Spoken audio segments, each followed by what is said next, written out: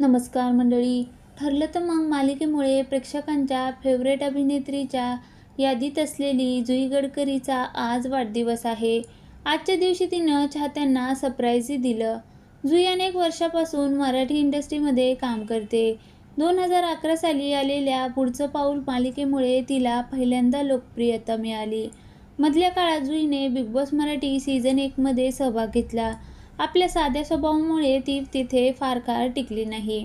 ठरलं तर मग मालिकेमुळे तिचं नशीबच पालटलं.